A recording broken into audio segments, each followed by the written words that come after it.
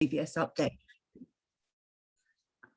And that was the other thing. If you don't want to be have your picture, please turn your photograph off, or your and then this is being recorded now. So just a few updates for you. One is that the coronavirus support and helpline, the Hampshire County Council one, is still operating, and it's there to help Hampshire residents, including people who may well be shielding. It's open 7 days a week, and what I can do is send out the opening times and the days they will be open and closed over the holiday period. I can send that out after the meeting. We also now have in Hampshire, there is East Hampshire, there is a Health and Wellbeing Partnership Board that has just recently set up.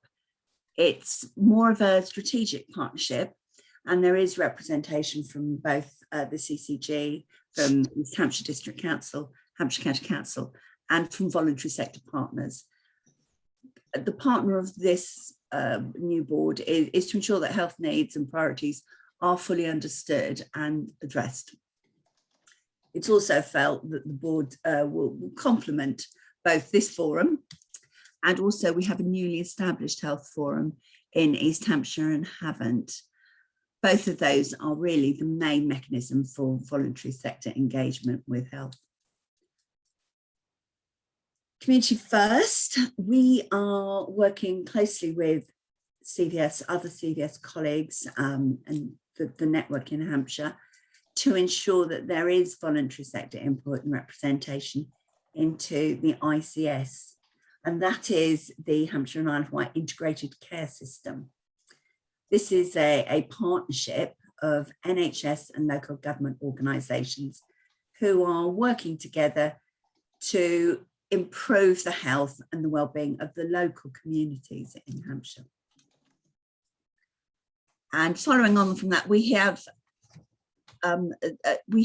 several vacancies which are available on our website, but one I particularly wanted to mention was we are looking for a community response and digital inclusion officer.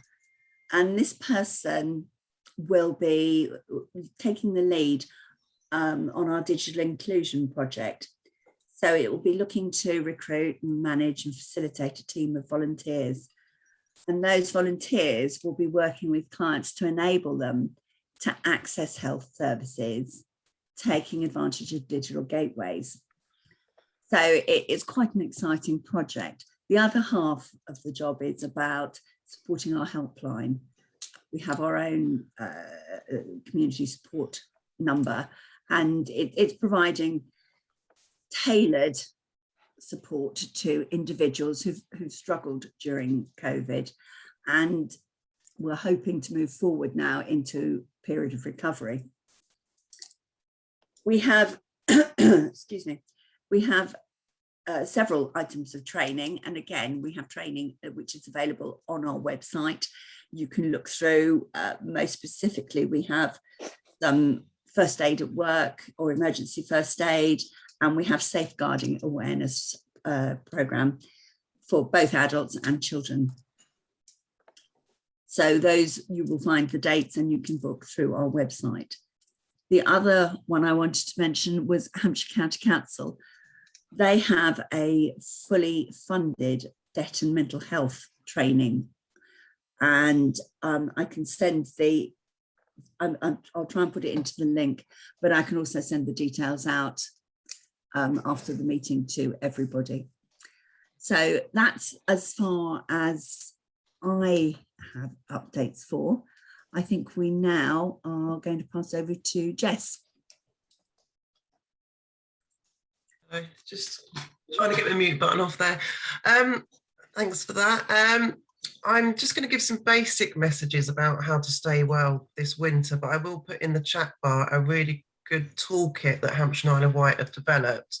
And if I can manage to share my screen, I'll try and show you what that consists of.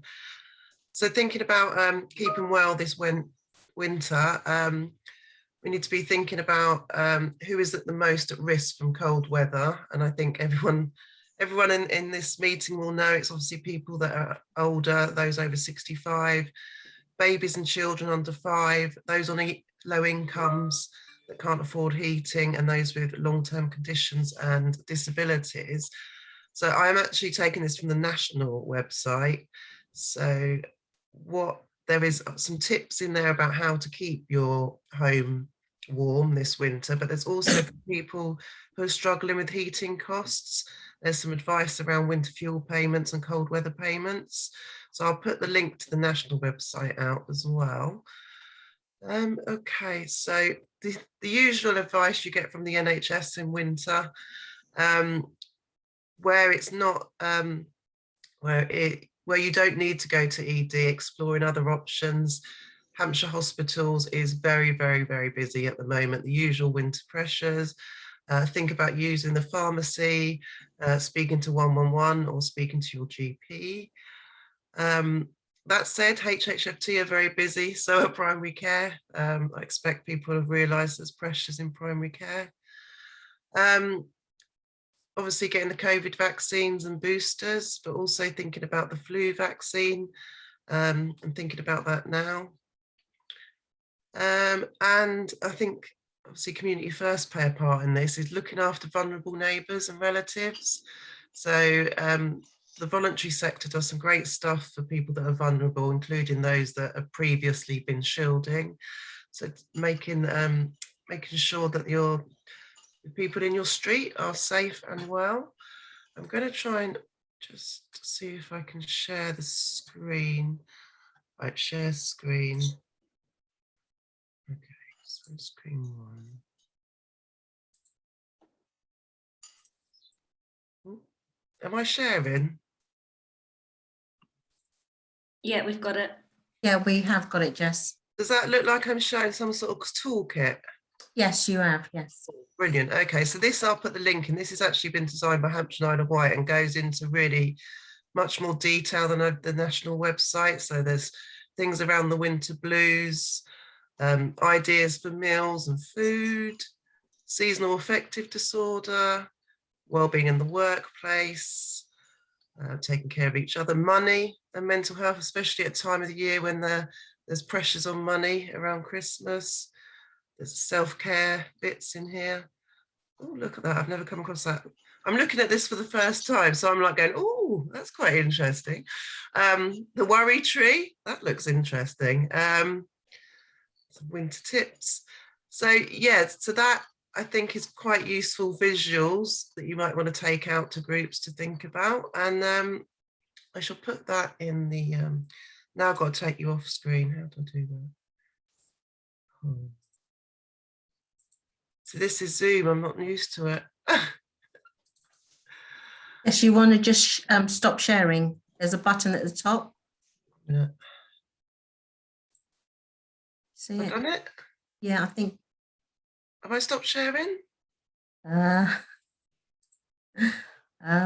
see. I do this every time. Right, Oh, for you. have I stopped sharing now? I've done it for you, Jess. Yeah. Oh, good, thank you. Sorry about that. I'm so used to Teams. I hope you found that a useful whistle stop tour, and I'll put all the links into the chat bar. Has anyone got any questions about health or NHS? No. Yes, there's a hand. All right. Yes, It's probably a bit of a sideways swipe, this one. We're currently undergoing an expansion in Alton, lots and lots of new houses being built, particularly at the western end of the town. I know at least one doctor's surgery is hoping to expand, but I just wonder what's happening about giving us more doctor's surgeries or more accommodation within them. I was told that Bentley weren't taking on any more patients. I couldn't comment on Bentley because I'm not involved in that, but I know as a PCN known as A31, Ben Gazaros is working with those projects to look at a PCN strategy around estates. I have been involved in some of that because until a few months ago I was the chair of PPG at Chawton. Yeah.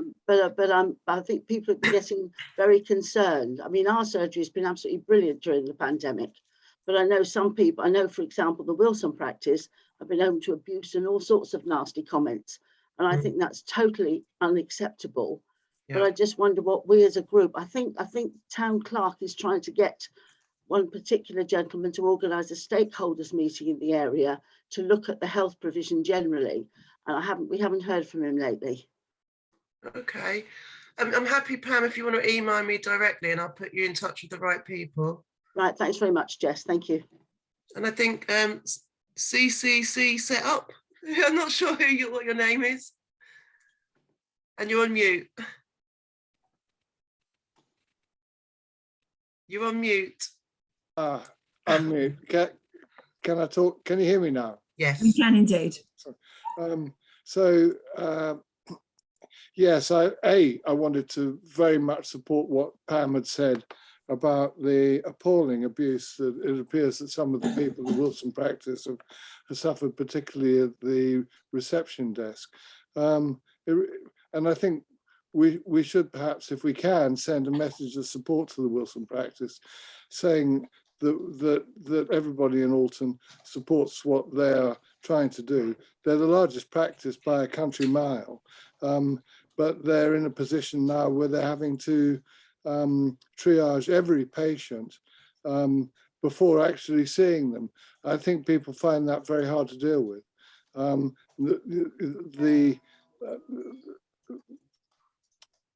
very, that's the word I really want,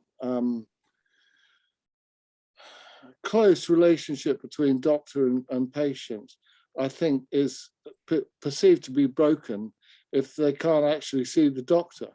So the Wilson practice have got doing their best to do what they can to deal with demand, which is enormous. But they're not actually able to see every patient that wants to see them. And to me, that suggests that we need another GP practice in town. So I think the pressures that obviously Wilson are experiencing is across all of the primary care practices at the moment, and something obviously the CCG is working with those practices in terms of resilience. So again, happy if you've got any specific queries, do email me, jessica.berry1@nhs.net, and I can get them queries on. Jess, can I raise one other thing while I've got the mic, so to speak? I'm lobbied furiously back in the spring for a vaccination delivery service in Alton, and the Boots service was instituted in March. So I was really delighted when I managed to get a place to get a booster jab at Boots. Very few people have managed to achieve that. They mostly seem to be coming from out of town. But when I got there, I was turned away because I've got a heart condition and I'm taking blood thinning drugs to deal with that. And had I known that and had that been communicated, I'd have saved both Boots, myself, the NHS, a lot of time and trouble. I ended up going to Chinham and getting it on the same day as my wife. So Chinham were, I have to say, brilliant at that point, and were flexible, despite the fact that the next date I could have booked was the 17th of December. So thank you to them, I think, is my message. Okay. But we need better communication about when you make a booking, about what can be done through a pharmacy-led clinic as opposed to a GP-led clinic. Yeah, that's really good feedback. And what I'll do is I shall contact our medicines management team to see if they can get a message to Boots on that. Okay. Thank you. I'm glad it's worked out for you. Yeah, I've got my jab. Brilliant. Okay, Jess, have you got anything? Anyone else got any questions for Jess, or is there anything else? Paula Langley's got a hand Paula up. here, sorry. I'll just take my hand down again before I forget. I just wanted to say I am part of the PPG at the Wilson practice. So I will pass on, we've got a meeting on Monday evening, and I will pass on the comments that were made here. I am working with them as a former filmmaker, well, amateur filmmaker now, We are going to put together a series of films to show people how they can access the service, which will hopefully help. But yeah, I was really distressed, like everyone else, to see that they've been suffering such abuse. So I will pass on those messages of support on Monday when I see them, virtually see them. Thank you. Thanks And very much. That's Sarah's great. got her hand up, and I can answer that question. How has my role changed with the CCG merger? It's changed in terms of I'm now responsible for North and Mid Hampshire, so that I previously was Basingstoke, now it's stretched out to Winchester and Andover. Not solely responsible, of course, but that's now my patch. But also we also have the opportunity as people in local systems to contribute to Hampshire and Isle of Wight agendas as well. So I call it a blended role. There's things that I'll do on a Hampshire and Isle of Wight basis, which I can influence or be involved in, but also my local remit has now spread to Mid Hampshire. Hope that answers your question, Sarah. It's very helpful, thank you, Jess. I was really thinking about the conditions and the areas of health areas that you used to have a strong focus in, and being integration and transformation as in the job title doesn't tell us where your focus is in that way now. Absolutely. I agree. It's a very broad title, isn't it? Integration and transformation. And I think we're still looking at our structures to think about actually who would lead on long-term conditions and who will be your named contacts. So within the next month or so, we should be know more about what we call what people's portfolios are. Thank you. That's helpful to know. Look forward to that. I can't see any questions, and I can't see if there are any other hands up. I don't think so. Okay, if that's the case, and thanks, Jess. Is that you? That's me done. I shall try and put the links in the chat bar as well. Okay, thanks very much. Okay, Natalie Austin. Hi there. Hi everyone. Apologies, I am going to share my slides, but they're very basic because I ran out of time, so apologies for that. And apologies to those on the call that may have heard about this service previously, but it is worth sharing. So I'm just going to share my screen. Hopefully you can see what I'm bringing up. Can you see the very basic slides? Yes, we can. Okay, great. I just need to do it from. You might want to do it as a slideshow. Yeah. The bar for the call was at the top and I couldn't get it. Oh. So here we go. Hi everyone. Thanks for having me. So within East Hampshire, Alton specifically, we've developed a health and wellbeing service for the population. It is in the rest of East Hampshire, but as we're talking about Alton, we'll say focus on Alton. So I'm just going to run through the background of the service and where it's come from, a bit of information about the model and how it's going to work, what we're looking to capture and why, and then look at the customer journey or patient journey and the means testing to the service. So back in about July, I looked at the data for Alton and did a bit of a health needs assessment and really was focusing on health inequalities. And my role for Everyone Active is looking at how we can embed physical activity into health and social care pathways, one, to aid sustainability, and secondly, to ensure that those most in need can access a service and we're not making the inequality gap bigger. So on the back of that, and looking at the data and layering, where Everyone Active as a leisure provider could have their biggest impact and how we could work holistically with the whole system to integrate across sectoral organisation boundaries to really serve the needs that were identified. So by doing that, we had conversations with East Hampshire District Council and also the primary care networks to see if we could create a service. And through that, we have. It goes live on the 6th of December, which is next Monday, and we've got the roles in post. And really, the aim of the programme is to improve the quality of life overall for the residents in Alton. And the service is looking at, so the referrals will come from a healthcare professional, GP, social prescriber, or third sector partner. It will come into the health and wellbeing physical activity coach, and these are the roles that have been funded through the service. They will do an initial triage. They'll identify individual motivations, and really key to this service is finding out what residents in Alton would actually like to do individually, and really appreciating that physical activity looks different for every single person, and providing autonomy to the individual so they can shape what their physical activity looks like and understand that it can be different for everyone. So it's not just gym based. That I'll go through in a bit more detail on the next couple of slides about what that will look like. And we're measuring a number of key outputs that will demonstrate the improvement to quality of life going forward. The service it's going to be delivered at Alton Sports Centre, but it also will be community led. And the beauty of the service is that the coaches will be referring back out to community services if they identify a different need at point of triage that isn't physical activity. So it's really bringing partnerships together to service this need that we've identified. So the model will be operating 7 days a week with availability in the evenings as well as the weekends. As I just mentioned, the coaches will be referring back out into the community.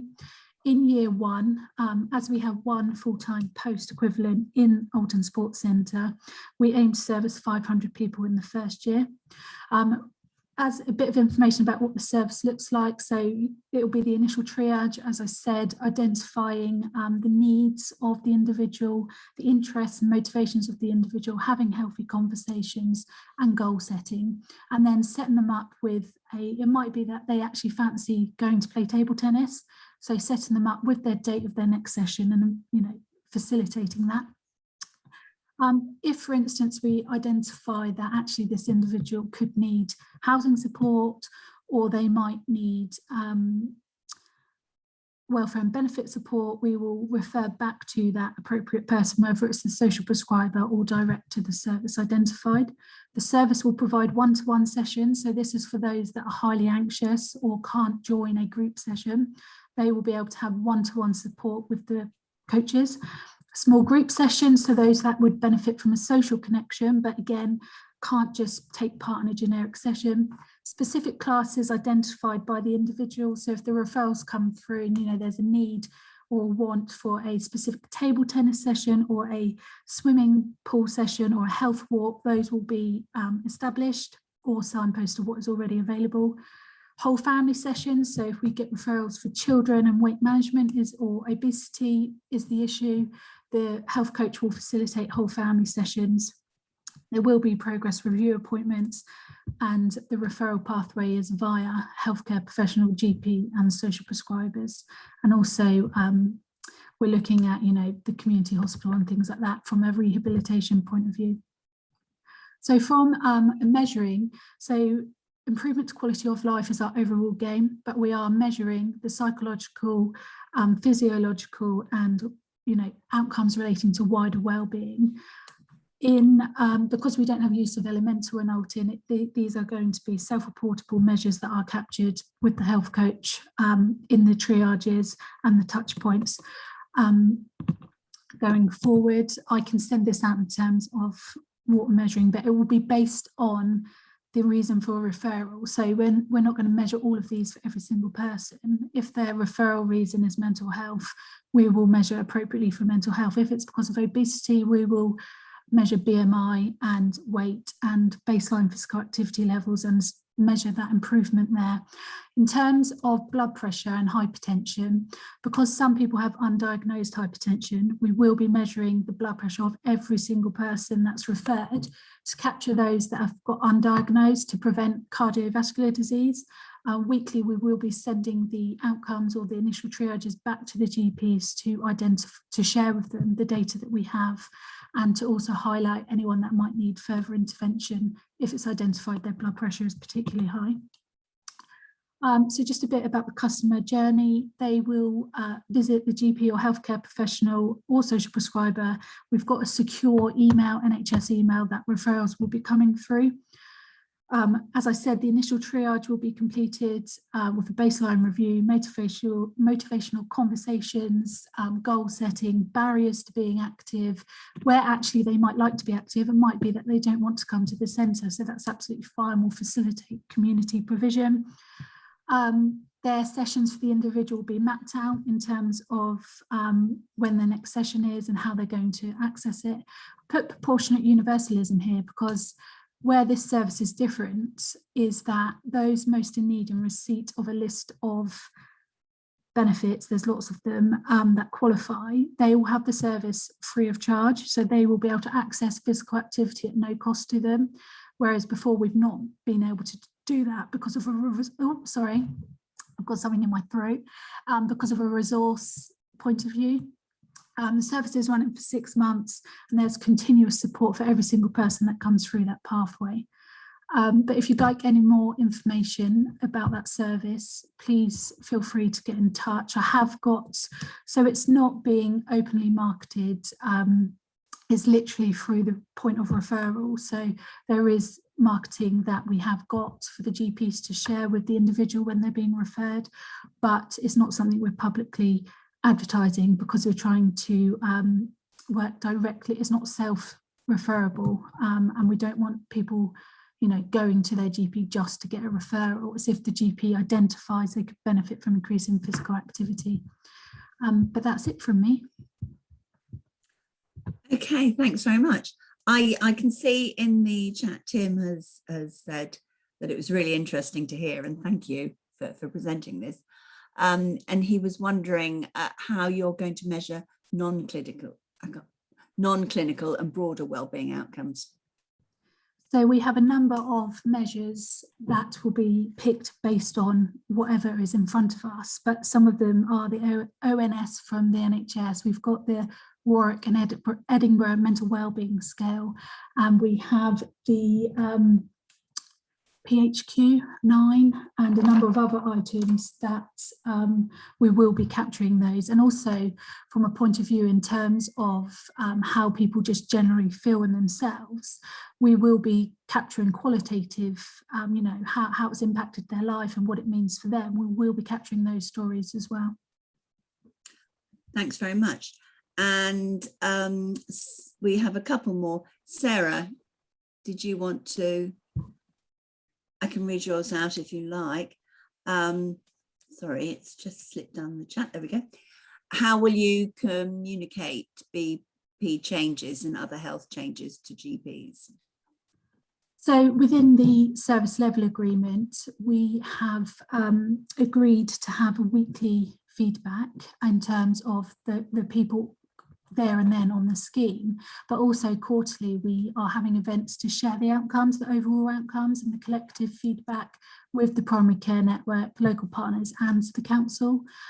So we will be disseminating it appropriately to our relevant partners and also the residents themselves to say, actually, this is what you've achieved and this is how you've improved your own health. So we will actively be doing that.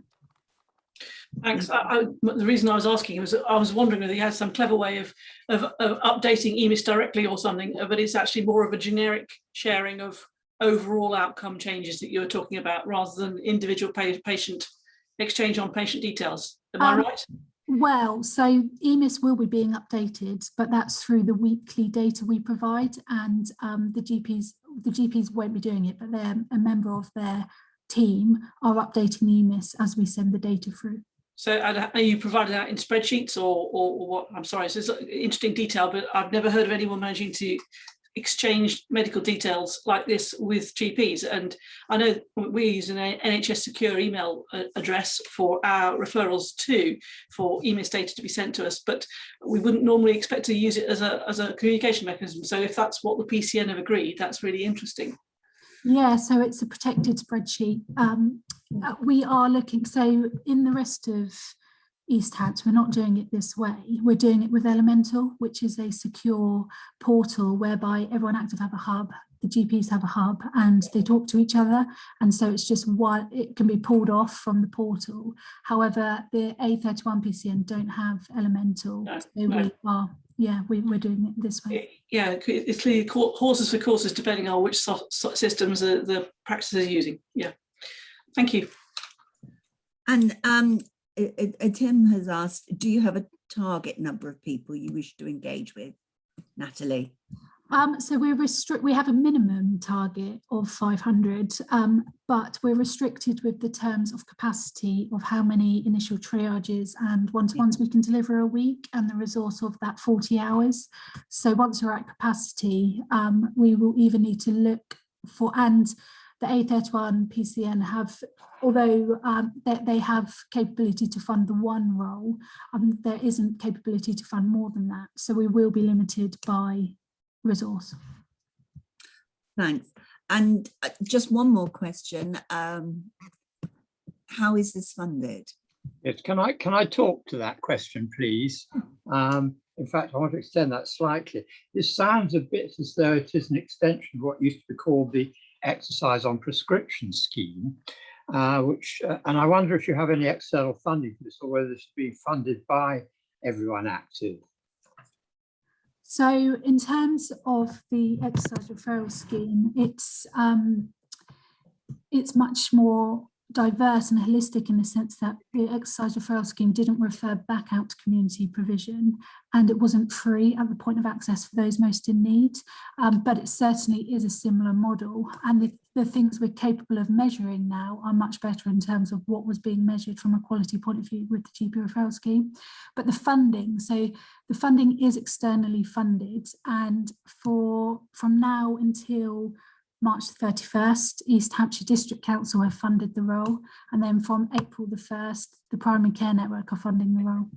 So will you then be able to, or in fact feel obliged to, refer people to other services or exercise facilities apart from the Everyone Active, or is this simply a commercial deal for Everyone Active? No, so Everyone Active are not making money on it. The funding is purely for the resource. But the whole point of the service is that we connect people with activity that is suited for them. So if there is something in the community that is better suited, they will absolutely refer the individual out to that service. So are you aware of the Active Alton initiative and the Active Alton directory, which is already online on the Alton Town Council website, and is going to be launched as a hard copy leaf booklet next week? Will you be able to use that to refer people on to other activities, or to let them know all of the other activities that are available to them if they don't want to play table tennis at the sports centre? Yes, absolutely. That's our main source of knowing what's going on, is the directory. So that is what the coaches will be utilising. Thank you very much. Okay, thanks. Natalie, can I ask when you come off, thank you very much for that, it's really interesting. If you could put your contact details in the chat. We've had a request for someone for your email. Yes, we'll do. I'll do it now. Thank you. That's brilliant. Well, thank you very much indeed. Thanks. We next move on to, I believe it's Ian from the Alton Food Bank. How Alton is addressing food poverty.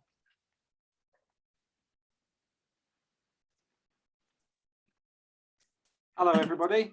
That's it. Yes, I can hear you. Hi there. Really, for those people who are familiar with the food bank, its operations are continuing as normal, but we do have several other initiatives, which I'll quickly talk about, that go alongside. I don't know if those of you who know that the food bank works on a referral basis.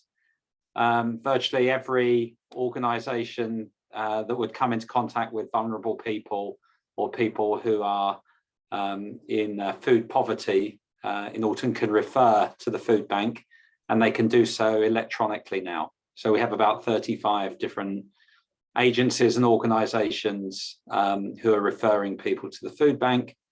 It generates an e-code which goes to the person, and when they come in, we provide them with food, but also household goods, toiletries, pet food, and if they have a school-aged child and they need school uniform, we provide them with school uniform as well. So that model is the model that's been working for the last 10 years. The only change that's come on in the last 18 months has been referrals. Used to be paper-based and they're now electronically based.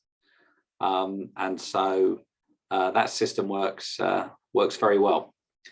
A few things that we've been doing to try and support people as well is we now organise for anyone who wants it, who comes into the food bank, a delivery of fresh fruit and vegetables to their house. And that's done by a local online greengrocer who delivers on our behalf. And we also offer people coming to the food bank a referral to Citizens Advice. The Trussell Trust has funded a Citizens Advice worker dedicated to people from the food bank. The goal being to help people with the underlying causes of why they come into the food bank, whether it's employment disputes, debts, benefit claims or the like. And so it's completely voluntary for the folks who come into the food bank, but we offer them the chance to meet with Citizens Advice, who will then take over trying to help them with their underlying issues.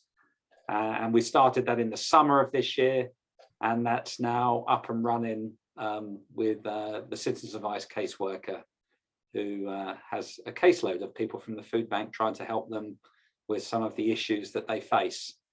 And the goal is of the Alton Food Bank, as well as the Trussell Trust nationally, is that no one should be disadvantaged because they lack access to the right information and expertise to help them deal with some of their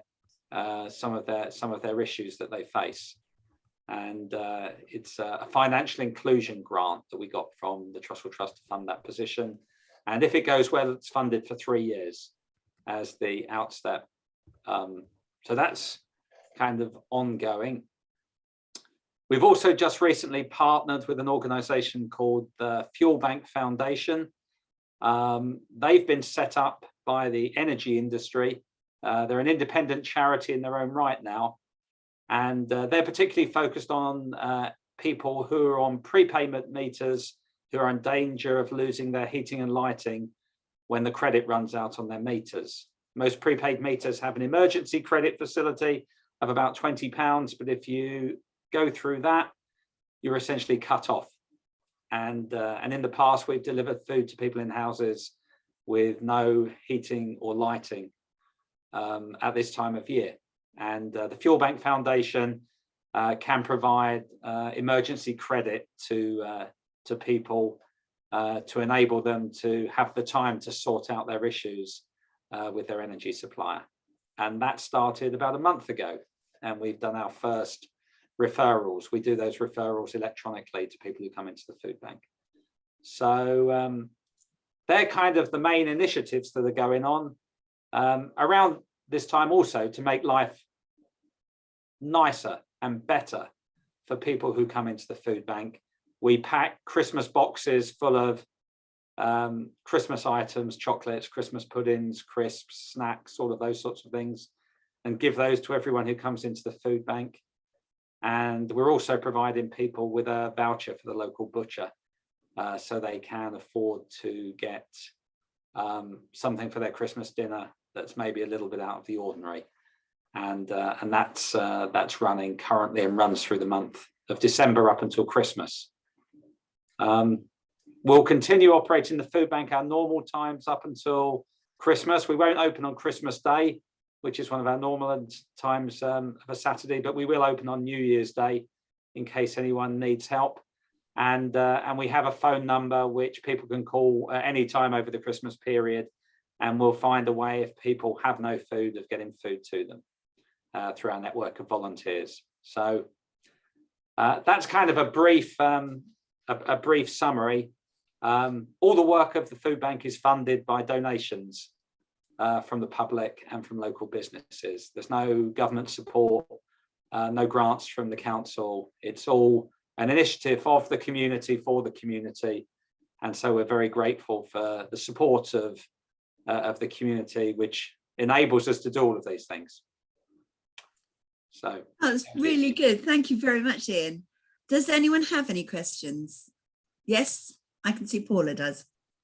Yeah, well done, Ian, to you and the team as always.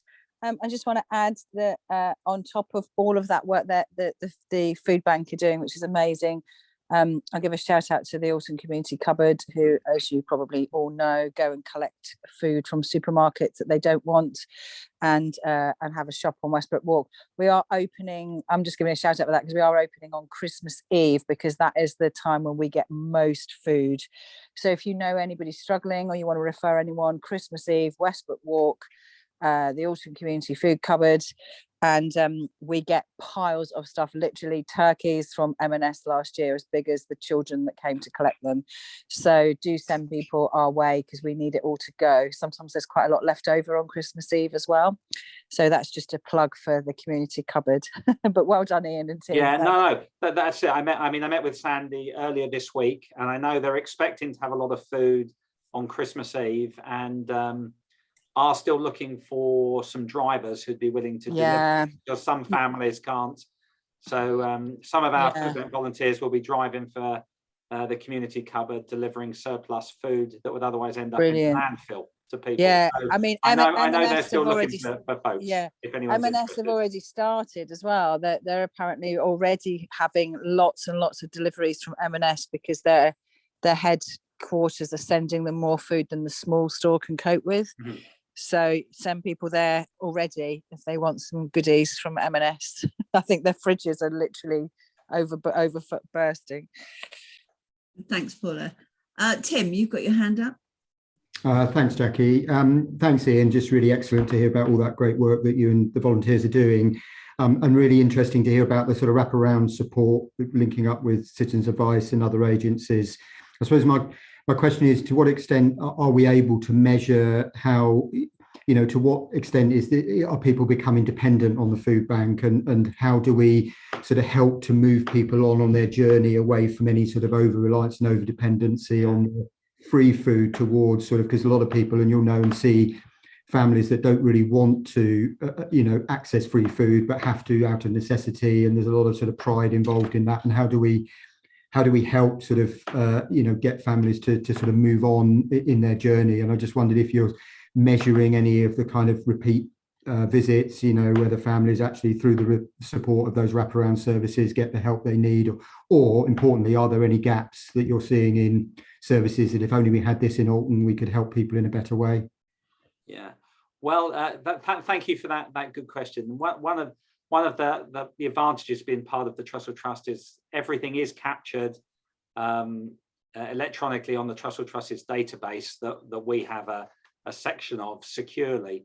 And so we are able to look at how many times different clients come into the food bank and use it. There is no restriction on how many times people come in, but what we do is we look and see if people are coming in frequently. And if that's the case, then if we have their contact details, a telephone number, we try and contact them, and they're the people that we're encouraging to use the Citizens Advice service. And then Citizens Advice are capturing statistics on how many times they see the client, the impact of the work of their client and what they do. Which is confidential to the client and Citizens Advice at that point. And then we're able to look and see if people, carry on coming into the food bank as frequently, or whether we're able to help them become less dependent on that. So it's early days for us because we started in September, and some of the clients have very complex issues that they're working through with Citizens Advice. But we will hope to measure that by seeing a decrease in what we would call in people who are using the food bank frequently during the year. So that is something that we're going to look at. We don't know yet, but we hope that will be the case, and that people will become less reliant on the food bank, because the majority of people, well, all of them, nobody wants to be reliant on the food bank. Thanks, Claire. I noticed you've got one more question. Yes, thank you. Hi, Ian. Yeah, just a quick question. First of all, I'd really like to see, that wraparound service and that sort of partnership with CRB, but wonder whether you refer to any other services.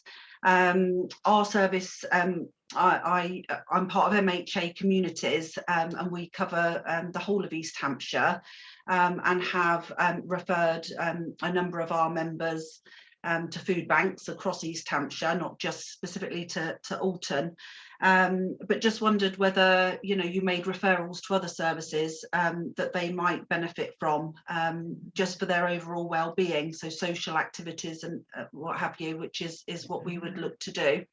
Yeah, we keep details of all of the kind of services that we think are relevant for people, and we have a big display board with them on. And then through the year, basically on the request of other agencies, we put posters and leaflets up in the food bank and give them to people. So currently we have I can't remember the name of the project. It's for teenagers 11 to 15 over the Christmas period. A project that's being run, and we're displaying those kind of photos. We've done posters for CAP. So we don't do a formal referral in which that we will call up someone on behalf of the client for anyone else other than Citizens Advice, but we do try and provide them and signpost them to all the information of any group in Alton that we think can help them. And that, fantastic. So the groups that have been Citizens Advice and CAP debt services that we've referred people to, but we do make all of the other information that we have. We encourage people to look at it if we think it will help them. Would we be able to pop something into you about our services specifically for older people? Do, and then we'll display it and we'll try and signpost people as they come in to that. Fantastic. Yeah. That's great. Thank you so much. There is just something in the chat before we move on to hitting the cold spots. It's a new clothes bank set up, and there's a link to that in the chat. Everyone dives to the chat all at once. And so now the Environment Centre are going to give us an update on hitting the cold spots. Thank you. So yeah, my name's Becky. So I'm one of the advisors over at the Environment Centre. I'll try and share my screen, but I'm also used to Teams, so bear with me.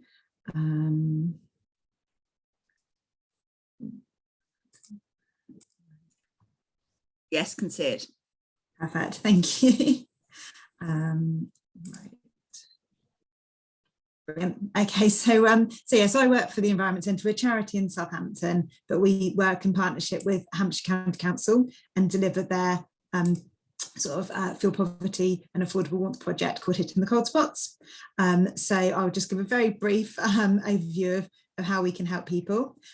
So initially, it's obviously about trying to identify those that are vulnerable, and then reducing the risk and impact of fuel poverty by looking at helping people reduce their energy bills, improve their home's energy efficiency, and then same as a lot of the talks we've already heard today about, accessing wider support for people as well.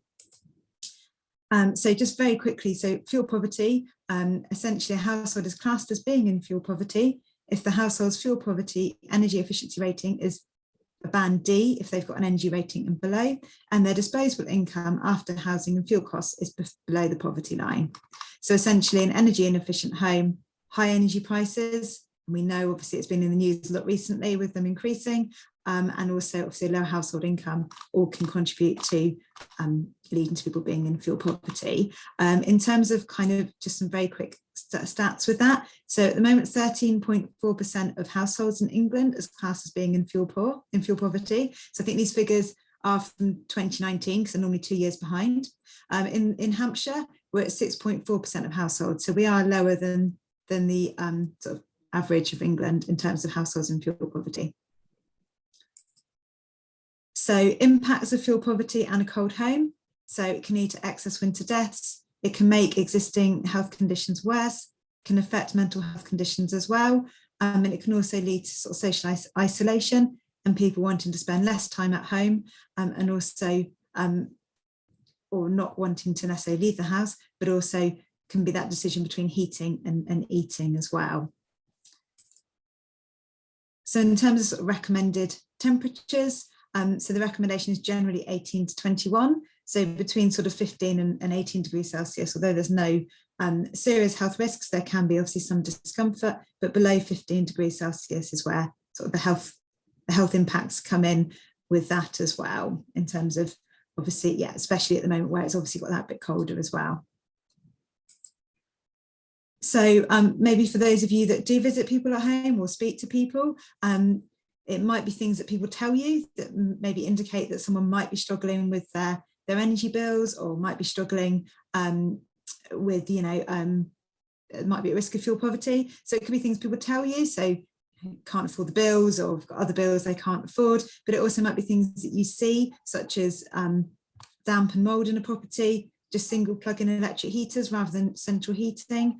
Maybe people have got prepayment key or card meters, and they might have single glazed windows as well. So there's lots of things that people might tell you, or you might see. They might just generally tell you it's cold, or you might see them sort of wrapped up in lots of layers as well. So in terms of what we can look to help, so I've mentioned energy inefficiency of a home is a key contributor to fuel poverty. So improving the energy efficiency can make it cheaper for someone to heat their home, or at least be able to heat their home to an adequate level. So things like loft insulation, cavity wall insulation, replacing an old boiler or a broken boiler, and then heating controls as well. They're some of the key things that can be done to make someone's home more energy efficient, and therefore make their bills more manageable, or mean that the heating they are putting on in their home is actually staying in the property. So how we can help. So again, I think, you know, obviously it's already been mentioned about sort of targeted households that might be more at risk of the cold. In terms of our support, so we support anyone over the phone. We've got a free phone advice line, so it doesn't matter if anyone meets any of those sort of low income, health or age vulnerabilities, we will support anyone over the phone. We can offer, or via email or letter, we can offer sort of home visits as well, depending upon the situation. And again, that's the sort of conversation we'd have with someone about how we can support them and what help is available. So in terms of the help that we can offer, so we can help people apply for funding for energy efficiency upgrades, so heating improvements, central heating, insulation and draft proofing. One of the key things obviously with this time of year is we do get a lot of people coming to us with broken boilers as well. So we can also, depending upon their situation, we can also look at helping people apply for funding that could be out there for them for replacing broken heating as well. And those people that we are trying to support, we can also get out electric heaters to people as well. Generally owner occupiers, because obviously if there's a landlord involved, obviously that's down to landlord responsibility to provide some emergency heating. But yeah, we can get out electric heaters to people that we're supporting to get, you know, a broken boiler or broken heating replaced. We can also talk to people about reducing their energy use, about any sort of condensation and mold concerns.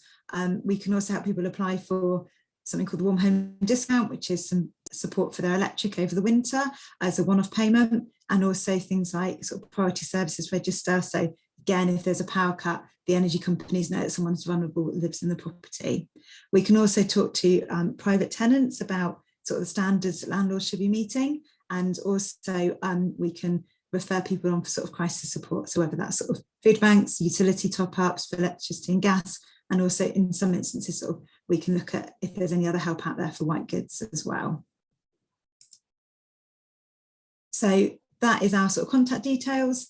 So as I said, it's got a free phone advice line. We're here Monday to Friday, 9 till 5.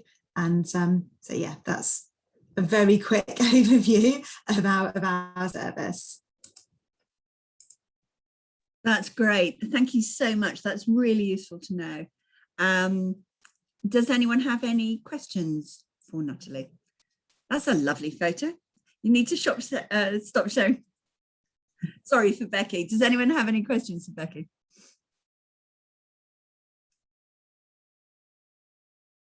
Okay. Hello, can you hear me? Sorry. Oh, I can. Yes. Hi, sorry. I've just got a quick question, particularly with regard to the kind of it's all in the news, the increased energy costs and such like. How is that going to be dealt? Are you anticipating a lot more people to be kind of getting in touch? And also, I'm assuming in the past, so in 2019, the statistics that you gave, for example, the energy costs were a little bit less than they are now. Is the pot of money still the same? And it just means that that pot's going to have to go not as far as it would have done before, or have there been any further contributions from elsewhere that might help with the increase in costs that we're seeing currently, if that makes sense? Yes, I mean, it has already been sort of on the news that there is an anticipated, obviously that the price cap, which is the minimum, the maximum that the energy companies can charge per unit of electricity or gas, and the daily standing charges went up in October. It's anticipated it's going to go up again in March due to sort of various reasons. So, I mean, yes, we did get more calls and obviously concerns from people about that. One of the things we often help people do is we will look at a price comparison for people to see if there's any other sort of cheaper deals. We don't tell them what to go with. We use a U-Switch accredited switching site and help them through the process if they want that help, but we just give the information for them to make the decision. At the moment, it's very difficult there is less deals out there with regards to sort of cheaper deals for energy prices. So that is something we can still look at with people, but we would obviously go through the pros and cons, and then it's down to someone to decide what to do. In terms of sort of the pot of money, wasn't quite sure what you were referring to. Are you referring to the grants that we can access, sorry? Yeah, so I suppose the grant pots that are available, have they been expanded to cover the additional costs, or are they the same? I mean, in terms of sort of the pots of funding we can access, a lot of the funding out there is with regards to replacing broken heating, things like that. I don't know, because a lot of those are outside of our organisation, so I don't know how the levels have been affected in terms of that. And in terms of the any sort of pots out there that can be sort of offered to help people sort of top up prepayment meters or help from energy companies, I don't know again on the figures if that has changed, I'm afraid, because again it's a lot of things that are sort of external to ourselves. So we would still look to see what help is available to people and then help them apply accordingly if it's needed. Thank you. Thanks very much. Well, really, that leaves me now is to say thank you very much for coming. I hope you found it really interesting. As you are aware, the meeting has been recorded, and that link will go live onto our website, I would hope within a 10-day period, but we will be emailing the link to you. So, oh, sorry, Jess wants... Sorry, just a quick one. I don't know if Hugh is still on the line and wanted to promote his launch. Yeah, yes, I had it down actually, and I thought, as just additional, but as he'd already mentioned it, the relaunch of the active Alton directory is this coming next week. It's on the 13th of December. It's at Alton Library, and it's between 1 o'clock and 2 o'clock. And the directory focuses very much on sport, exercise and physical activities. I think the mayor will be at that one. And the mayor will be at that one as well. You get to meet the mayor. Can I say thank you very much to the mayor for that? We very much look forward to seeing that. And can I just say that it isn't a general invitation, I'm afraid, to everyone. We've only got I do apologise. Spaces.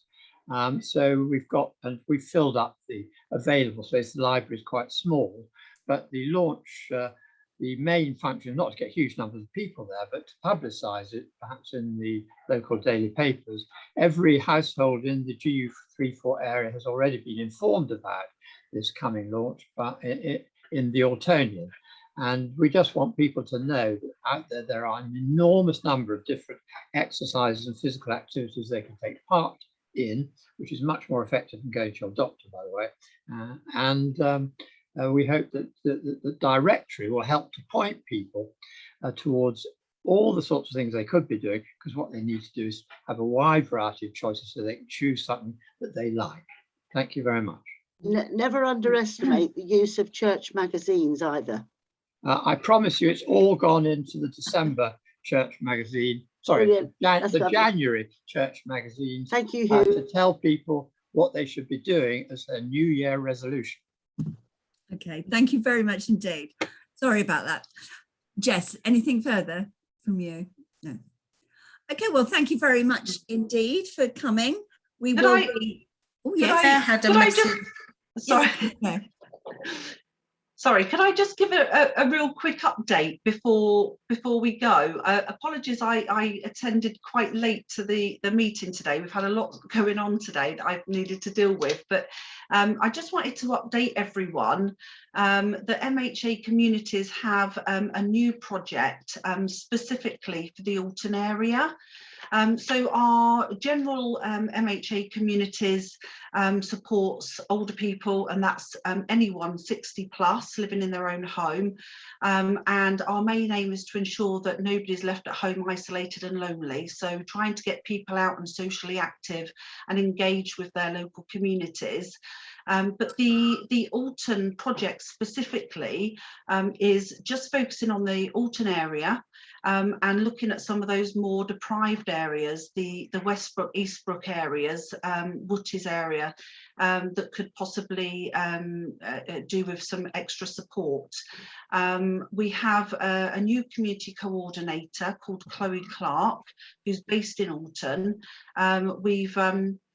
We've made some contacts and we're working in partnership with the Red Cross and ABRI currently to do drop-in services for older people that might need that extra little bit of a helping hand, and actually help them to and support them to access services that meet their needs. So it's not necessarily a service that we're offering, but it could be our partners. So really understanding what that individual's needs are, and enabling them to access that service. So I just wanted to let everybody know about the project.